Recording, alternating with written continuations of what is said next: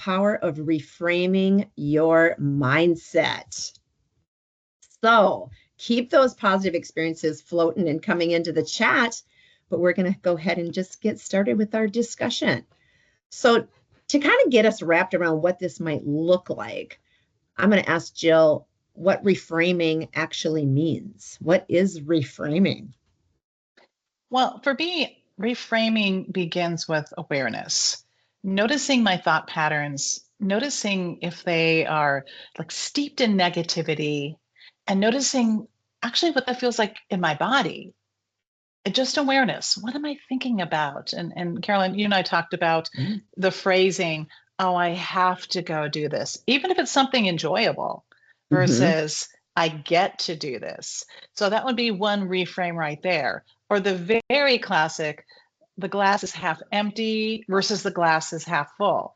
And if you just take a moment and say those two phrases to yourself, you're going to notice a different sensation in your body.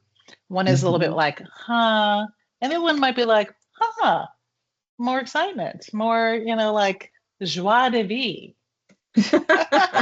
Absolutely.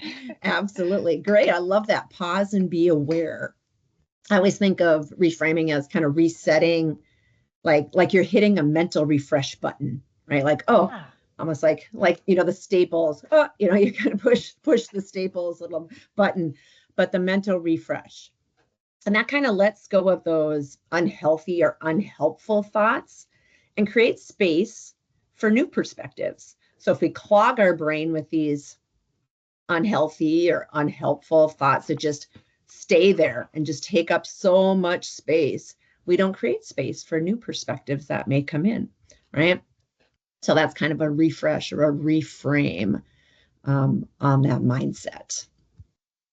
Really nice. Yeah, this morning's meditation, I focused on it, and it definitely talked about the pause, noticing, and then shifting, creating that reframe, creating like a sentence about maybe oneself, a sentence that creates positivity, and repeating that sentence to oneself, again, to notice, to create that reframing. Yeah. Absolutely. Yeah, those affirmations, right? Because the more we say things, the more we believe things, or the more they, kind of absorb into our system. Kind of like, when somebody gives you a positive compliment and you just kind of go, oh, thanks. And you just kind of keep walking throughout your day, but you don't take the time to go, oh, that was so sweet, or oh, I really enjoyed that compliment. We're really absorbing it. Yeah. When we don't take the time to absorb it, they just kind of come in and they go right back out. And so those positivities don't really stay with us very long. And the negativities take hold again, right? So absorbing the positive. And I think that could be a tendency to stick with the negative and stay in it. It could actually even be familiar. And especially if I'm consistently framing things in a negative way, it feels a sense of comfort. And then the positive might be a little bit of the unknown, like, oh, what if I can do that? What if I can accomplish that? And there might be a little bit of fear about that. Well, but what if I can't? Right? Oh, but what if you can? And so there's definitely semantics that we can change in the way that we talk to ourselves, like I can, I am. And once again, going back to I get to, all the ways that we can reframe. Now, if one is definitely still stuck in that sense of like negativity, some great things to do would be to go to meditation and listen to something that's inspiring. Or I like to just take myself for a walk, go outside, reframing, looking at the beauty of the world, looking, at the trees and being out in nature, or, attending, of course, one of our movement fitness practices, of course. Talk about a reframe. Serotonin, dopamine, get your body moving. And, even a 15-minute reset reframe might even shift one's perspective. Absolutely. Absolutely. I love how you brought up, the fear of the unknown, because it's true, right? If we sit in that negative space, that's what's normal. That's our normal. So when we think of positive, sometimes it can be, a new normal, which can be scary. So I like the word yet. to put at the end of a sentence. That's a really good way to kind of start the process, because maybe you're saying, I can't do that, right? And that's what your normal is. But maybe you say, I can't do that.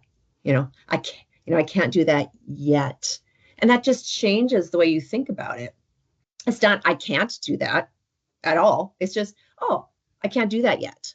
Or I'm learning how to do that instead of I can't. So those are really great tools. And like you said, instead of saying, I get, you say I get to instead of I have to.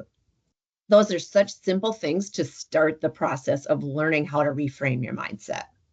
It's not this huge revolution, right? And I will tell you, you have always inspired me with that.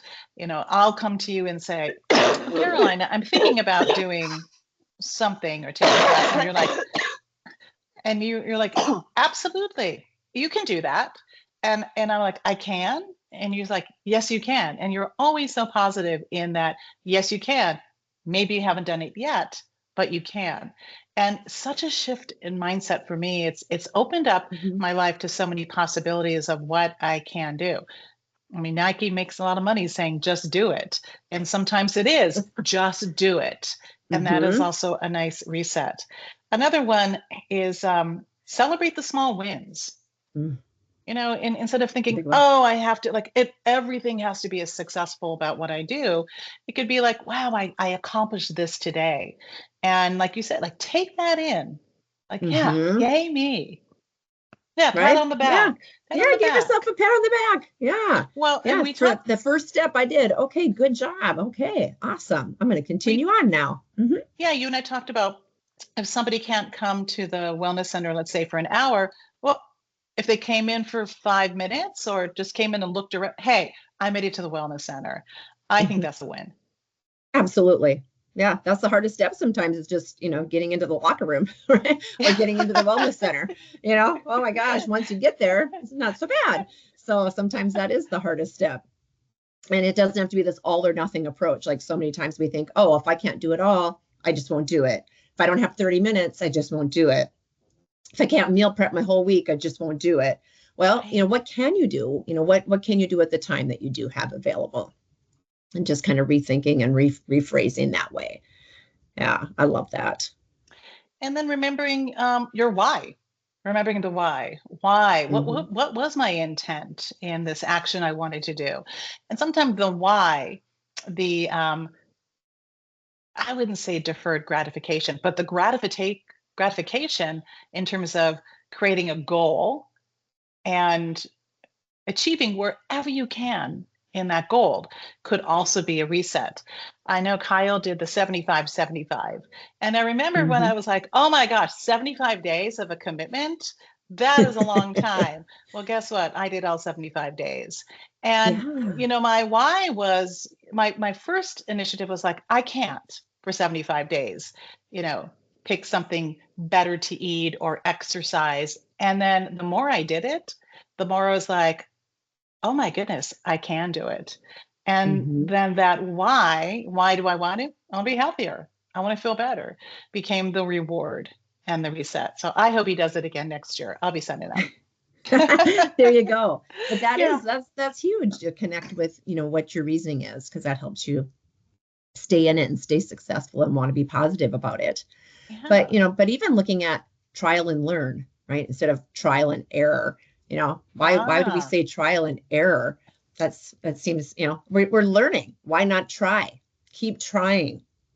So what if it doesn't work out, right? You learned something from that experience. So instead of thinking, oh, I failed, I didn't do it right, think, oh, well, I tried it.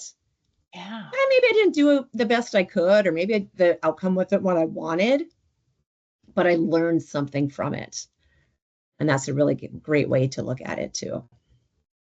Yeah, I have one of my children is going through this, just a life transition, and I said, see it as an opportunity for transformation. See it as an opportunity for education versus, he'll say, well, if I had done this in the past, well, you can't change the past. So areas of growth, opportunities for, Mm-hmm. again, for transformation. It's a different mindset. Absolutely. They always say, look for the silver lining. And, that's so true, right? I mean, there's always something positive about everything that you're doing, you know? Yeah. And maybe there's 17 negative and one positive, but hey, there is one. So, absorb it, look for it. The more you Yeah. look for the signs, the more they're going to be there.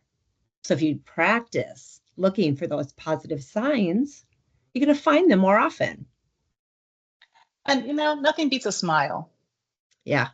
Someone Yeah. once said to me, when you're smiling, the act of smiling, it's really challenging to be mad or depressed or anything, just by putting a smile on your Fake it till face. you make it. Fake it till you, there's again. It's another, just again, another shift, another way Mm-hmm. of sensing. And what it comes down for me comes into body. What am I sensing? The self-deprecating, things I might be telling myself will add to a sense of depression or maybe a sense of hopelessness. But when I Sure. make that mind shift, then I can sense more gratitude, which is another one of the tools used for Mm-hmm. reframing. Gratitude for even challenges, yeah, Absolutely. Yeah, we can always find again something to be grateful for, yeah. right? It might just be, oh, the air I'm breathing, I mean, there's Uh, always something. There's always something, right, that we can look for. And I always think of like negative thoughts when they come in, like almost, using that visualization. Like maybe you visualize a stop sign. Oh, negative thoughts coming in, stop. yeah, Okay, how can I change it to I get to, or how can I change this to yet, or whatever it might be, but just reframing that, or thinking of it as, if you don't like the stop sign, maybe it's a fan. Your negative thought blows in, your negative thought blows out. We just don't let ourselves get too attached to the yeah. thoughts, because they're just thoughts. They're just Sometimes they're not thoughts. even true, right? They're just thoughts that come in and they go out. In meditation this morning, they talked about taking your thought, putting it in the palm of your hand, and then you can like blow it like you're blowing it out into Yeah. the wind. So Yeah. metaphors can be really helpful. Um, that I studied psychology, and neurolinguistic programming is really what you're talking about, is making Yeah. that mind shift, Mm-hmm. and replacing it with something positive, reprogramming your brain. Yeah. Yeah. Reprogramming your brain. Yeah. Yeah. The brain is kind of silly. Mine is, especially when I think about my dreams. I wake up like, what was that about? Right. And that's always an indicator to me that when I'm awake, it's probably doing the kind of the same things when I'm asleep. It's just having a field Mm-hmm. day. And Right. yeah, so awareness first, which you've been, I know, awareness first. What am I aware of? Stop and notice. And then have Mm-hmm. that ability to change, to Yeah. shift. Yeah. Yeah. Sometimes it helps to say like, oh, what would I say this to a friend? Or Ah, what would I tell a friend in this situation if you're saying some thoughts maybe about yourself, right, that are negative? Well, yeah. oh, would I say that to someone else? Well, probably not. So thinking about how that can, change the way you think about things too. Yeah, just kind of asking yourself some reflecting questions. So as we bring this to a close due to time, Yeah. action steps. So Yes. awareness, pause and Mm-hmm. notice, right? Pause and notice, we talked about. Pause and notice. Shift your Mm-hmm. state. Reframe the narrative. Replace I can't do this with I'm learning how to do this, and you talked about. Look Yeah. for opportunities instead of obstacles. What is this teaching me? Create space from triggers. Take a break, from news, social media, or Mm-hmm. draining people. Right. Yeah. Yeah. Ground in gratitude. Maybe write down 3 things you are grateful for when you start the day. Set small wins, small successes. Yeah. Reconnect with your why. Pause, shift, reframe, and act with intention. Love that. Yeah. So yeah, always be grateful. And I like to think of it as, the bookends, right? If you think of something positive, maybe something you could learn from, Yeah. And then end with something positive. Love that. Yeah. Awesome. Well, be around if anybody has any more, any specific questions or wants to share. I'm just reading some more of these wonderful experiences of positivity people have been putting in the chat. But thank you for attending. If you do need to leave, we want to thank you for being here with us today. Keep thinking those positive thoughts. And like I say, if you have any specific questions, we'll stick around. I'm loving these pictures. There's a picture. Yeah, I was just looking at those pictures too. I'm like, oh my goodness.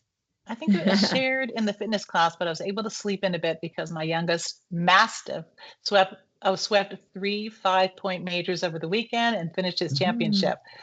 Oh, I love it. I had a coworker make sure I was included in signing a card for someone whose pet had passed away. So nice. I love it. Some great. Yeah. I love that. Experiences. Yeah. Right. Yeah. Airplanes. Let those airplanes fly around, but do not let them land. That's another good visualization. And we have a book suggestion. I guess I haven't learned that yet by Shauna Nyquist. Oh, that's we're gonna wonderful. I might have to read that. That sounds intriguing. Yeah. I love those kind of books. Yeah, that would be great. Goes right along with what we were talking about. So excellent. Oh, you are more than welcome. Thank you for being here. Yeah, thank you. Thank you, everybody. We hope we brought a smile to your face. That's right.